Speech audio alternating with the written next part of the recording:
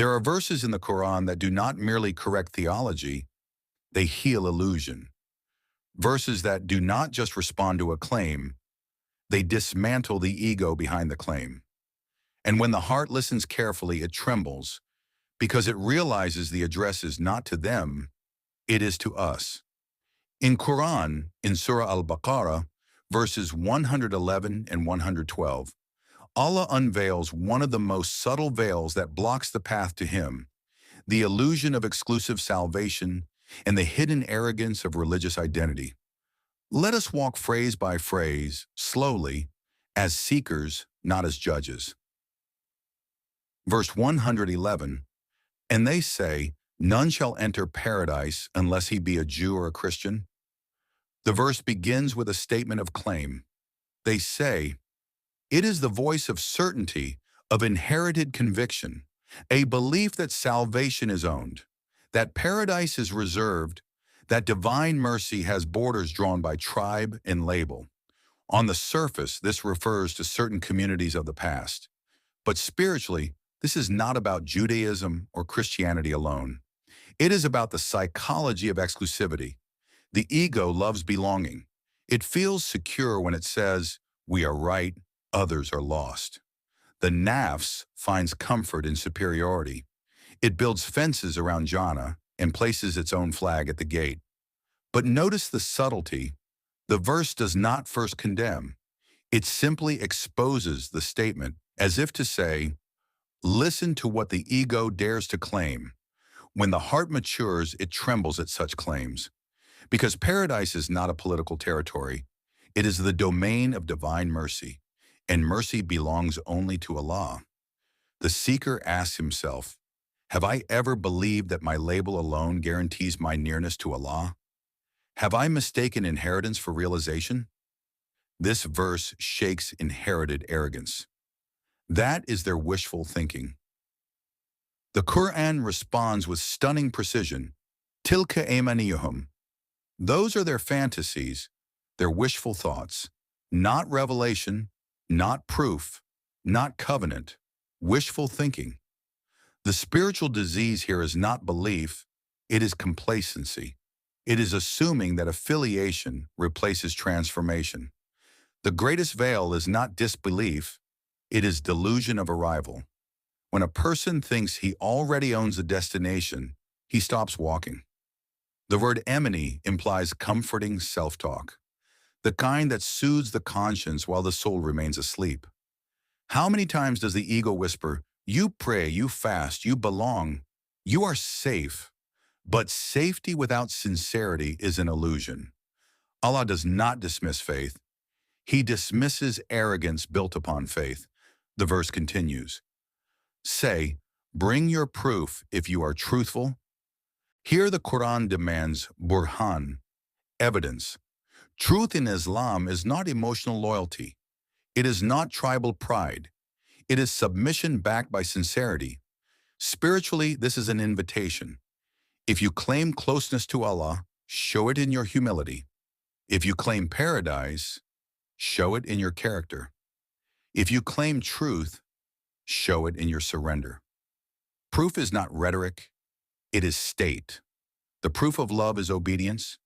The proof of obedience is humility. The proof of humility is seeing yourself as nothing before Him. Now the verse shifts, and here the heart begins to melt. Verse 112, rather whoever submits his face to Allah, the word aslama wajha submits his face. Why face? Because the face is the direction of attention, the symbol of identity, the center of pride, the part we protect most. To submit the face is to surrender the self-image, to lower the mask, to turn fully toward Allah without hidden agendas. This is Islam in its essence, not label, but surrender.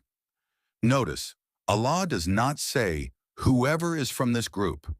He says, whoever submits. This universalizes the path, but it does not dilute it. It deepens it. Submission here is inward before outward. It is when the heart says, O Allah, I have no claim, no guarantee, no entitlement. only hope in your mercy. This is the beginning of real servanthood. And then comes a critical condition. While he is a doer of good, submission without ihsan is incomplete. The verse combines two dimensions: inner surrender, outer excellence. The true path always balances these. The heart bows, the limbs serve. Ihsan is not performance, it is presence. It is to worship Allah as though you see him, knowing he sees you. When surrender becomes real, goodness flows naturally, not for reputation, not for superiority, but because the heart has tasted humility. And now, none the promise, then his reward is with his Lord, not with people, not with group validation, not with social applause, with his Lord. There is intimacy in this phrasing. His reward is not described, it is personalized. The Lord who created him, sustains him, knows his hidden struggles. This removes comparison. You do not compete for jhana by claiming exclusivity. You walk toward Allah by sincerity.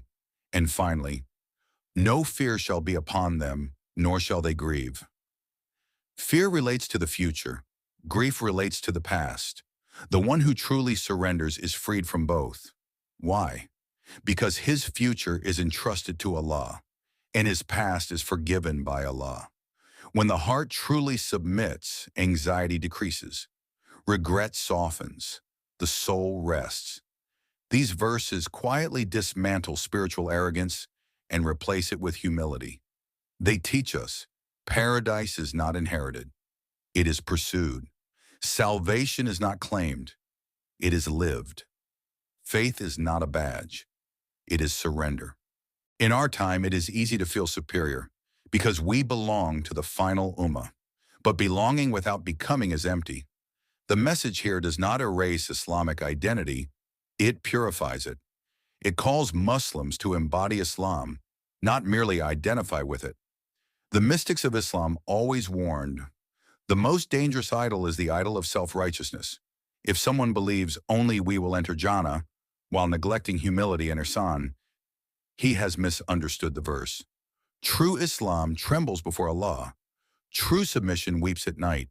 True certainty increases compassion, not pride. When you listen to these verses deeply, something shifts in the body. The chest softens, the spine relaxes, the eyes moisten, because the burden of superiority falls away and the beauty of surrender replaces it. Ask yourself tonight, am I relying on my label or my Lord? Am I defending identity or refining my heart? If Allah asked me for proof of my sincerity, what would I present? These verses are not merely historical dialogue. They are a mirror. Whoever looks honestly will find purification. Whoever submits sincerely will find peace. And whoever combines surrender with goodness will find that Allah's promise is real. Let these verses transform how you see faith. Let them remove harshness from your heart. Let them awaken humility within you. If this reflection moves something inside you, do not let it fade. Revisit the verses, recite them slowly. Share this understanding with others who seek depth without extremism, and continue walking, not with claims, but with surrender. Because in the end, Jannah is not entered by argument. It is entered by hearts that bowed before they arrived,